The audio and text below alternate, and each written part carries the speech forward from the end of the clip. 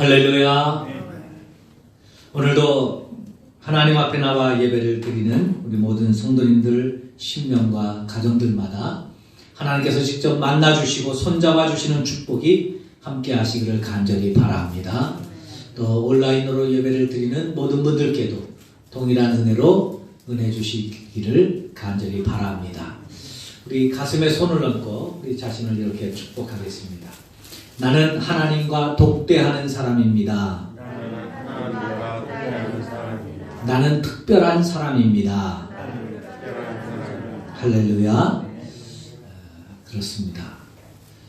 대통령을 여러분 개인적으로 독대하며 만날 수 있는 사이라면 얼마나 자랑스럽겠습니까? 또 자랑하고 싶겠습니까? 대통령은 차지하고 도지사나 시장을 자유롭게 개인적으로 만나서 건의하고 이야기할 수 있는 사이라면 얼마나 뿌듯하고 자랑스럽겠습니까? 하물며 우리는 천지를 창조하신 하나님, 이 세상을 이끌어 가시는, 섭리하시는 그 하나님을 언제든지 개인적으로 만나서 기도하고 예배하고 하나님을 섬길 수 있는 특별한 사람으로 우리가 하나님 앞에 부름을 받은 존재인 줄로 믿습니다. 그 놀라운 특별한 존재라는 사실을 기억하면서 세상 어떤 일에도 흔들리지 않고 또 좌절되지 않고 하나님과 독대하며 살아가는 복된 은혜의 축복을 예배를 통하여 누리실 수 있기를 주님의 이름으로 축원합니다. 식물이 자라는 데는 이 자극이 필요합니다.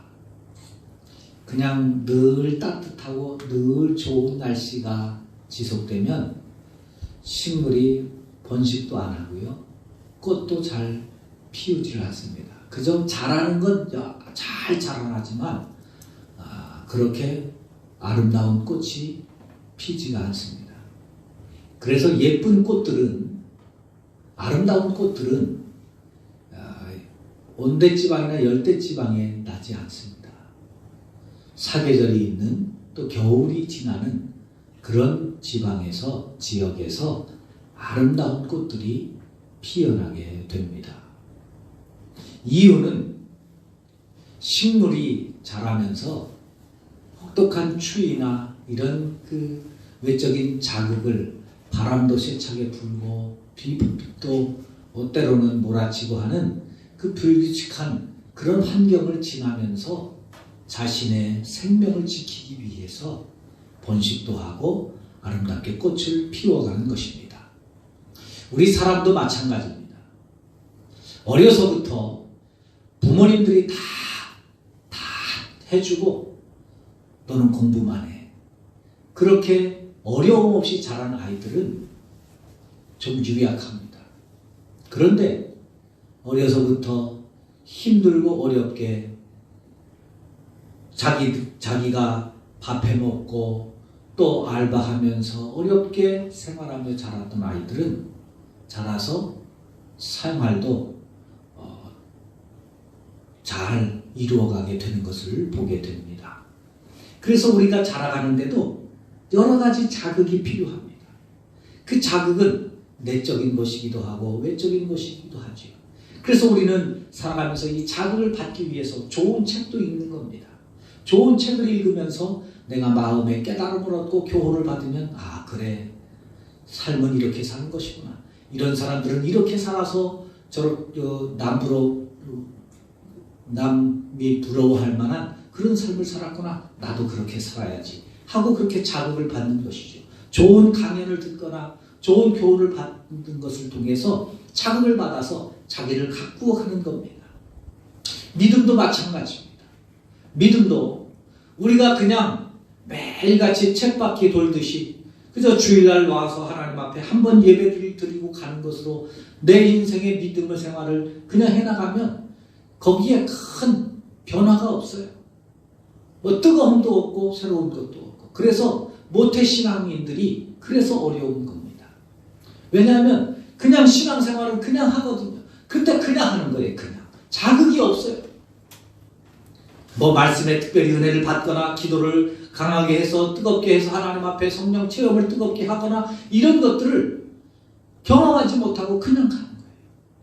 그러다 보니까 교회는 다니는데 신앙생활을 하는데 내가 구원을 받았는지 안 받았는지 하나님이 나를 사랑하시는지 안 사랑하시는지조차에 대한 확신도 없이 살아가는 사람들이 의외로 꽤 많이 있습니다.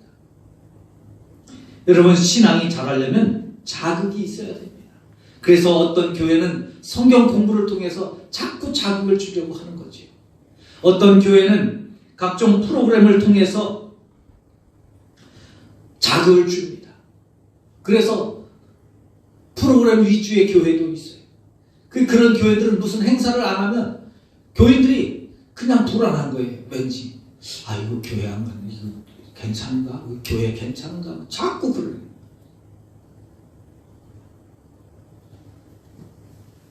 그래가지고 불안해하는 거예요. 자극을 안 받아요. 어떤 사람들은 봉사를 통해서 자극을 받습니다. 그래서 자꾸 봉사할 수 있는 기회를, 대사회적인 봉사할 수 있는 길을 만들어서 자꾸 자극을 주는 거죠. 그러면 봉사하고 나면 내가 믿음을 잘한 것 같고 좀 뿌듯한 것 같고 하지요.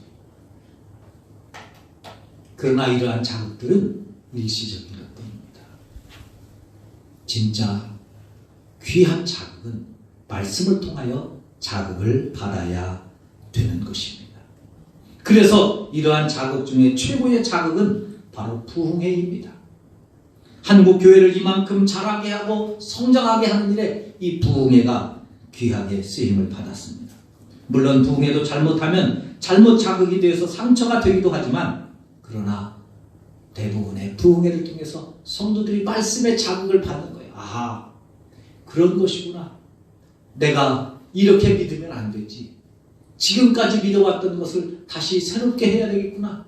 다시 믿음을 리셋하고 다시 새롭게 시작해야지 하는 그런 결심과 각오를 통해서 우리의 신앙이 달라지게 되는 것이죠. 특별히 오늘 저녁부터 수요일 저녁까지 딱 4시간 있는 부흥회, 우리가 영적인 자극을 받아서 우리의 신앙생활에 아름다운 믿음을 맺혀가는 복된 시간이 되실 수 있기를 주님의 이름으로 축원합니다. 유명한 심리학자인 닐 클락 워렌이라는 사람이 이런 말을 했습니다. 성공적인 삶을 살아가는 사람, 다른 사람들을 이끌어가는 사람들의 삶은 자신이 누구인지를 발견하고 용기를 동원해서 그 사람이 되는 것이다. 그렇게 말했어요. 자기 자신이 누구인지를 발견하고 용기를 내서 그 사람이 되어가는 거라는 거예요. 내 삶을 어떻게 바꾸고 그래서 내가 크게 갑자기 크게 되고 그게 아니라, 나는 어떤 사람인가? 나는 누구인가? 얼만큼의 능력을 갖고 있고 얼만큼의 한계를 갖고 있는 사람인가? 그걸 깨닫고 용기를 내서 그 사람이 되는 것, 그게 성공적인 삶을 살아가는 기초가 된다는 겁니다. 여러분, 많은 사람들이요, 자기 자신을 모르는 거예요. 그리고 또 아는 사람들은 자기 자신을 인정하려고 하지 않아요. 자기 자신의 모습을 인정하려고 하지 않습니다. 그래서 그거를 부끄러워하기도 하고, 그래서 감추려고 하고, 때로는 자기를 좀 더 아름답게, 더 크게, 더 능력 있게 포장하려고 하고, 그러는 사람들이 대부분입니다. 그래서 그렇게 하려고 보니 나 자신이, 내가 보는 내 자신이 싫으니 그것을 포장하려고 하는 가운데 열등감이 나오는 거예요. 그래서 그 열등감이 느껴지면 다른 사람이 내 모습을 지적을 하면 화먼저 나는 거죠. 왜? 내가 인정하기 싫은 걸 상대방이 지적하는 네 모습이 그렇다는 거예요. 근데 여러분, 용기 내서 그걸 받아들이고 내가 그 사람이 되는 게 성공의 첫걸음이라는 거예요. 신앙생활도 마찬가지입니다. 신앙생활을 하는데 내 많은 사람들이 자기의 믿음을 몰라요. 믿음의 상황을 몰라요. 믿음의 수준을 몰라요. 그래서 내가 믿음이 없는 것을 인정하고, 믿음이 없으면 믿음이 없는 것을 인정하고, 그 믿음 없는 것을 바꾸기 위해서, 내 믿음을 키우기 위해서, 내 믿음을 세우기 위해서 말씀을 받아들여야 되는데, 믿음을 없는 것을 인정하지 않으니까 그냥 내가 이렇게 신앙생활하는 거예요. 잘하는 걸로. 그래서 말씀도 내 마음속에 받아서 그 말씀대로 살려고 하지 않고, 저거는 아닌데, 우리 목사님이 설교를 이렇게 해주시는 게 더 좋을 것 같은데, 자기가 설교해요. 자기가 말씀을 받아들이지 않아요. 듣지를 않아요. 대부분의 사람들이 그런 상황입니다. 그래서요, 교회에서, 우리 교회는 그렇지 않아서 너무 감사한데요, 웬만한 교회, 조금 교회가 커지고 그러면 항전직 투표를 하고 나면 꼭 부작용이 일어납니다. 왜 나는지 아세요? 사람들이 그런 거예요. 나는 장로감인데 교회가 나를 장로로 안 세워주는 거예요. 투표하면 세워주질 않는 거예요. 목사님이 나를 권사로 세워주질 않는 거예요. 거기에 자존심이 상하는 거예요. 나를 뭘로 보고. 자기의 믿음을 몰라요. 여러분, 내가 보는 나보다 다른 사람이 보는 내가 더 정확할 수가 있습니다. 여러분, 객관적일 수 있거든요.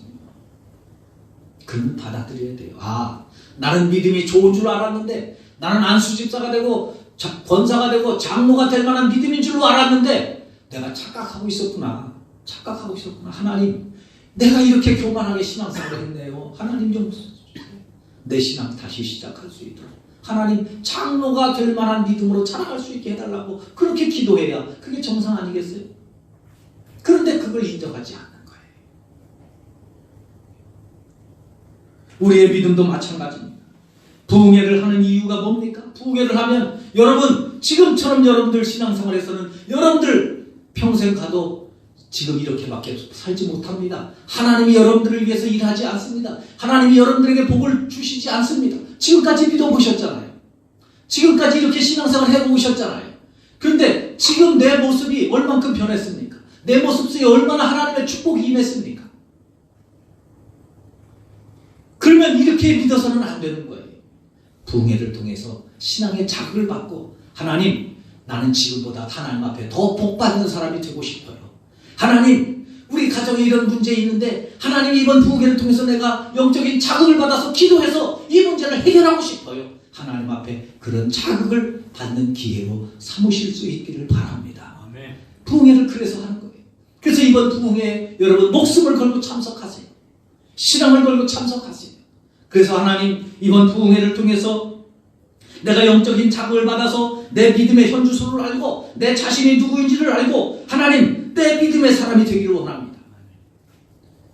때로는 하나님께서 우리에게 믿음을 주시고 은혜를 주셔서 권사로 삼아주셨고 안수집사로 삼아주셨고 장로로 삼아주셨는데 내가 장로의 삶을 제대로 살지 못했고 권사의 삶을 제대로 살지 못했고 사명을 제대로 감당하지 못했던 것을 말씀을 통해서 새롭게 도전받고 세월을 받아서 하나님, 이제부터는 장로가 다운 그런 믿음의 삶을 살게 하옵소서. 그런 사명을 감당하게 하옵소서. 권사와 같은 그런 직분을 감당할 수 있게 하옵소서. 하나님 앞에 기도하면서 나를 깨닫고 우리 자신의 수준에 이르기까지 자신을 만들어가는 복된 은혜가 임하실 수 있기를 주님의 이름으로 축원합니다. 오늘 함께 은혜 받을 말씀, 나오는 말씀은 사사 3명입니다. 9번째 사사 입산. 지난주에는 입다였죠. 8번째 사사는 입다였고 9번째는 입산입니다. 10번째 사사는 엘론이에요. 11번째 사사는 압돈입니다. 이 3명의 사사에 대해서 기록을 하고 있는데 오늘 본문 7절부터 15절까지 8절 되는데 이 3명의 내용을 이렇게 정해놔요. 그 다음에 나오는 마지막 사사인 삼손은 몇 장에 걸쳐서 기록을 하는데 3명의 사사는 단 8절로 끝납니다. 그 전에 말씀드렸듯이 삼갈 또 돌라 야일과 오늘 나오는 입산 누구죠? 엘론, 압돈 3명, 이 6명이 소사사입니다. 분량이 작게 기록된 사람입니다. 그렇지만 이들의 어떤 믿음으로 어떤 사역을 감당하며 어떻게 믿어갔는지를 통해서 함께 은혜를 받기를 원합니다. 먼저 이들은 평범했던 자신들의 삶을 특별한 삶으로 바꾸었던 사람들입니다. 한번 따라해 보실까요? 평범한 삶을 특별한 삶으로 만들어 갑시다. 평범한 나의 삶을 특별한 삶으로 바꾸어 갑시다. 할렐루야. 이 입산과 엘론과 압돈은 우리가 보았듯이 그들에 대한 기록이 거의 없어요. 단지 이들에 대한 기록은 이렇습니다. 입산은 베들레헴 사람이었고 베들레헴에서 그가 죽어서 베들레헴에 묻혔더라. 엘론은 스불론 사람이었고 스불론에서 살다가 죽어서 스불론 땅 아얄론에 묻혔더라. 압돈은 비라돈 사람으로 비라돈에 살다가 죽어서 비라돈에 묻혔더라. 뭐 이런 거예요. 이렇게 이들을 소개하는데 뭐 그냥 특별한 다른 소개가 없어요. 이들이 사사로 쓰임 받기 전엔 그냥 평범했던 사람들이었다는 거죠. 이들의 믿음이 뛰어났던 것도 아니고 이들의 능력이 특출났던 것도 아니었습니다. 그냥 평범한 사람이었습니다. 그런데 어느 날 그들이 어떤 계기였는지는 모르지만 특별한 은혜를 받았어요. 하나님 앞에 은혜를 받고 났더니 내가 이렇게 살아서는 안 되는 거구나. 나는 이렇게 살 사람이 아니구나라는 것을 깨달았습니다. 그래서 하나님 앞에 사사의 사명을 감당하기 시작하는 거예요. 그래서 입사는 7년 동안, 엘론은 10년 동안, 압돈은 8년 동안 하나님 앞에 자기에게 주어진 사명을 가지고 믿음을 가지고 받은 은혜를 가지고 최선을 다해서 하나님을 섬김으로 평범했던 그냥 그렇게 살다가 죽었을 그 사람들이 하나님 앞에 사사로 쓰임받아 성경에 그들의 이름이 기록되는 축복된 사람으로 삶을 바뀌었던 것입니다. 사랑하는 여러분, 여러분들은 지금 어떻게 예수를 믿고 있으신가요? 그냥 수백만 그리스도인들 가운데 한 사람으로 이 시대에 태어나서 예수 믿다 그냥 죽는 사람으로 그렇게 우리의 인생을 여러분들의 삶을 마감하기를 원하시나요? 그냥 이렇게 예수 믿고 살다가 천국 가면 되지 그냥 그렇게 생각하시나요? 하나님 앞에 이 입산과 엘론과 압돈처럼 내 인생을 하나님 앞에 특별한 사람으로 특별한 믿음의 사람으로 가꾸어 가기 위한 믿음의 도전이 우리에게 있기를 바랍니다. 아멘. 특별히 이번 부흥회를 통해서 내 인생을 바꿀 수 있는 부흥회의 특별한 부흥회로 삼으실 수 있기를 바랍니다. 그 특별한 부흥회, 이번 부흥회는 나를 위한 부흥회다. 아예 그렇게 작정하세요. 하나님께서 나를 위해서 장경동 목사님 지금까지 준비시켜 놓으셨다가 나를 위해서 우리 교회에 보내셨다. 이번 기회에 내가 그분을 통해서 주시는 하나님의 음성을 듣고 내 삶을 새롭게 바꾸어 가야 되겠다. 내 인생을 바꾸어 가야 되겠다. 우리 가정을 변화시켜야 되겠다. 내 인생을, 내 믿음을 이렇게 그냥 믿다가 가는 것이 아니라 아무런 힘도 없이, 아무런 능력도 없이, 아무런 변화도 없이 그냥 교회를 다니는 신앙생활이 아니라 하나님을 만나고 하나님을 만남으로 말미암아 내 인생을 바꿔가는 새로운 변화의 계기로 삼겠다고 결심하며 하나님 앞에 설 수 있기를 바랍니다. 그래서 하나님 이번 부흥회를 통해서 내 삶이 하나님 앞에 특별한 삶이 되기를 원합니다. 특별한 믿음으로 쓰임받기를 원합니다. 하나님 앞에 기도하실 수 있기를 바랍니다. 신앙인들을 보면 이런 부흥의 사건들을 늘 체험하면서 모두가 하나님 앞에 쓰임받았습니다. 아브라함 보세요. 하나밖에 없는 외아들 이삭을 모리아 산상에서 하나님 앞에 드리는 부흥의 그 기회를 통해서, 시간을 통해서 하나님을 만나고 그의 일생에 믿음의 조상으로 쓰임받습니다.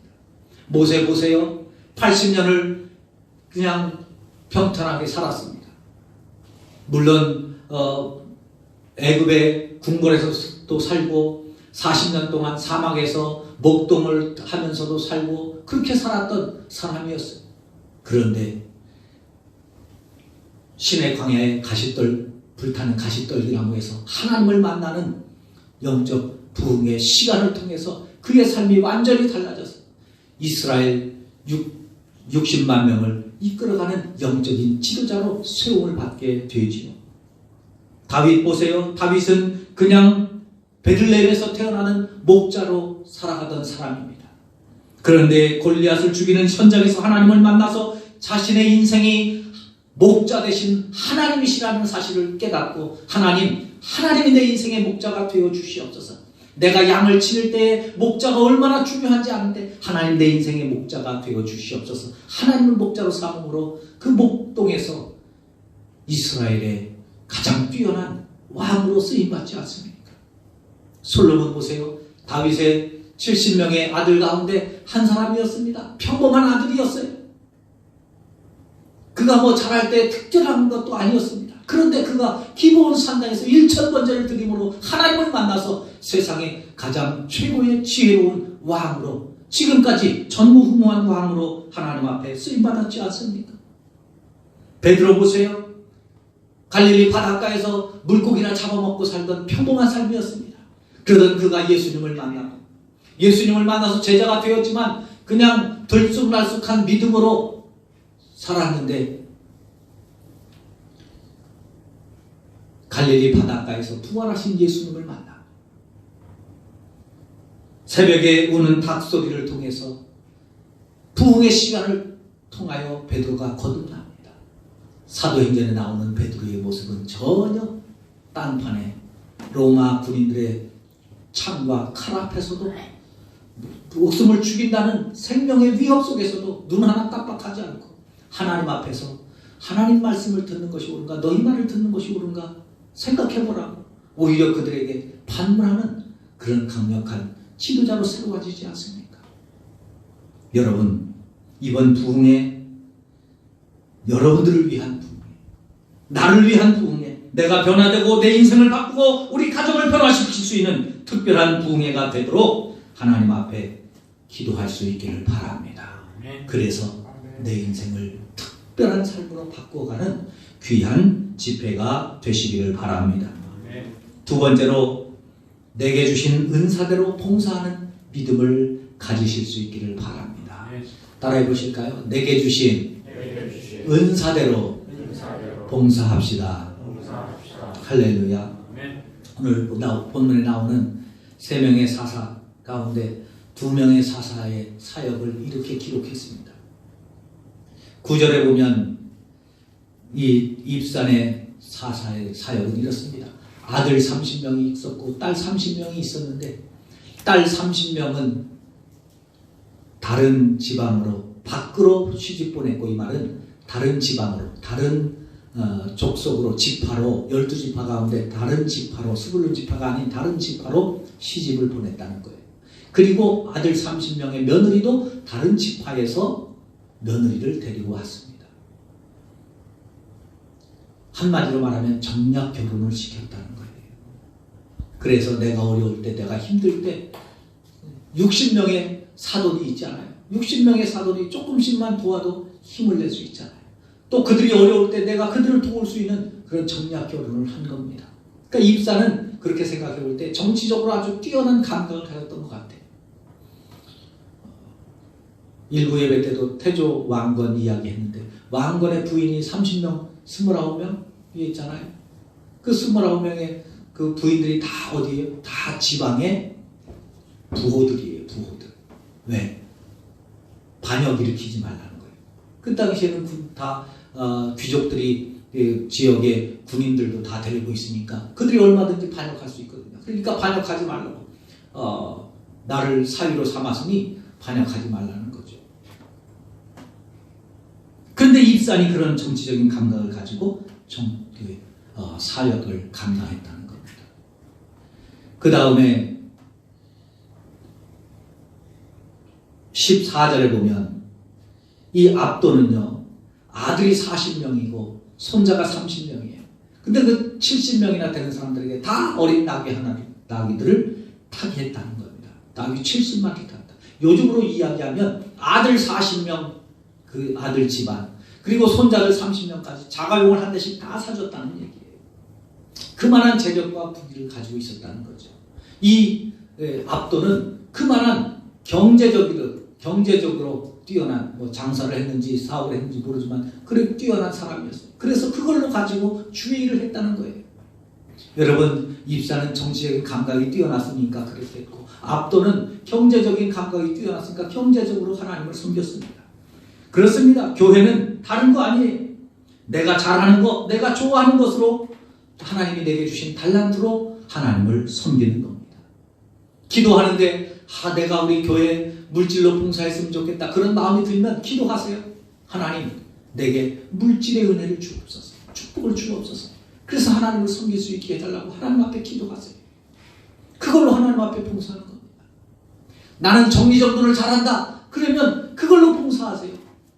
좀 일찍 와서 주보 정리해놓고 또 필경대 위에 찬송 성경 준비해놓고 예배 끝나고 나갈 때 그냥 끝나고 갔다 남들 올려놓으면 나는 정리를 잘하니까 성경책 찬송가 딱 제자리에 정리해놓고 그거 하나만도 큰 봉사하는 겁니다. 나는 성경이 깔끔하고 깨끗해서 청소를 안 하면 못 산다, 그러면 좀 일찍 와서 교회 청소하고 계단이라도 닦고 화장실을 돌보든지 어떻게 하든지 뭐든지 하세요. 나는 요리하는데 좋다, 아니면 잘 못해도 그런 게 좋다, 그러면 가가지고 주방 봉사하는데 권사님들 옆에서 보조라도 하면서 배우세요.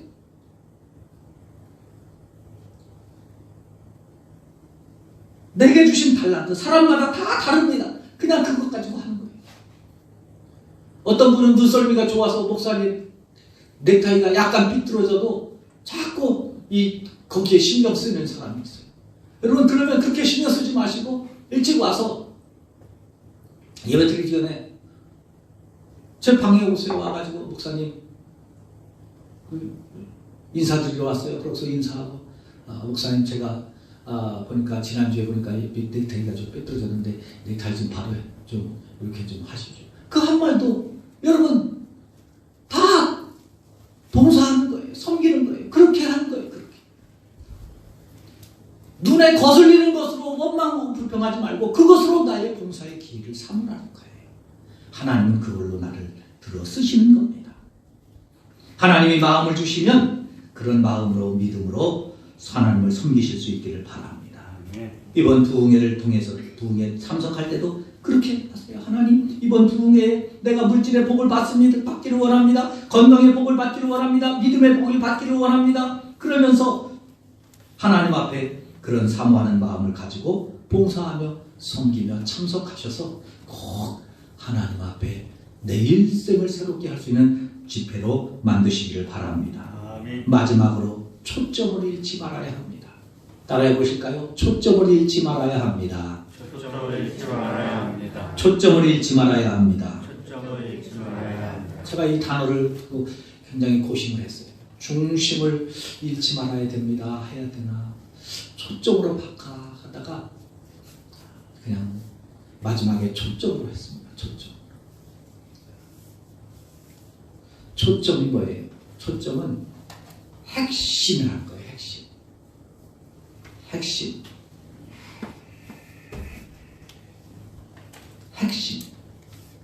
여러분들이 신앙생활 하는데 핵심을 잃어서는 안 되고, 예배가 중요하죠. 예배 참석하셨죠. 그런데 여러분, 이 예배의 핵심이 뭐예요? 하나님을 향한 내 마음을 드리는 게 핵심이에요.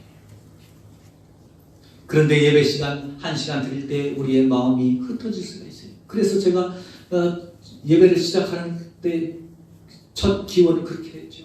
하나님, 우리의 마음이 흐트러지지 않도록, 내 정신이 흐트러지지 않도록 성령님 오셔서 우리의 마음을 온전한 예배자로 소개해달라고. 순간순간 1시간, 저도 예배 드려봐서 알아요. 딴 생각 들기도 하고 자꾸 다른 마음이 들기도 하고 그러죠. 그때마다 우리는 자꾸 머리를 흔들고 마음을 흔들어서 안 돼. 내 마음의 초점이 흐려져서는 안 돼. 내 믿음의 초점이 흐려져서는 안 돼. 이 예배의 초점은 하나님이야. 그래서 하나님께 집중하고 말씀에 집중할 수 있도록 우리의 마음 중심을 모아야 합니다. 할렐루야. 봉사하는 것도 마찬가지. 신앙생활도 마찬가지. 오늘 본문에 나오는 입산과 엘론과 압도는 하나님 앞에 자기의 평범했던 삶을 특별한 삶으로 만드는 데까지는 성공을 했어요. 그래서 주어진 사명을 감당했는데 그들의 사역을 평가하는 데는요 전혀 나오지 않아요. 그들이 어떻게 사역을 했고 그걸 통해서 하나님 앞에 어떻게 됐고 그들의 사역을 통해서 이스라엘에 어떤 영향력이 있었는지 말씀하지 않아요. 다른 사사들을 통해서는 그들을 통해서 이스라엘이 그동안 평안했다든가 뭔가 다른 사역의 열매들이 나오는데 이들에게는 그게 나오지 않아요. 제가 설교를 준비하면서 거예요. 이들이 거기까지는 성공했는데 결국 나중에는 초점을 잃어버려서 흐지부지 그래서 그냥 7년 사역하고 죽어서 묻혔더라. 8년 사역하고 죽어서 그 땅에 묻혔더라. 뭐 이렇게 된 거 아닙니까? 바꿔볼까요? 여러분들의 믿음의 삶을 하나님께서 이 사사기에 기록하면 뭐라고 기록하실까요? 성은교회 장로님으로 세웠는데 그냥 몇 년 동안 장로로 섬기다가 죽었더라. 성은교회 권사님으로 세웠는데 그냥 권사님이 되어서 몇 년 동안 사역하고 은퇴하고 죽었더라. 이렇게 기록한다면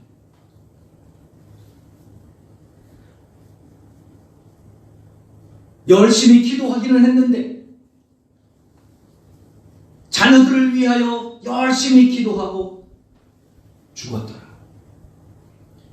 봉사는 열심히 했는데 봉사하다가 기분 나쁘면 그만두었더라.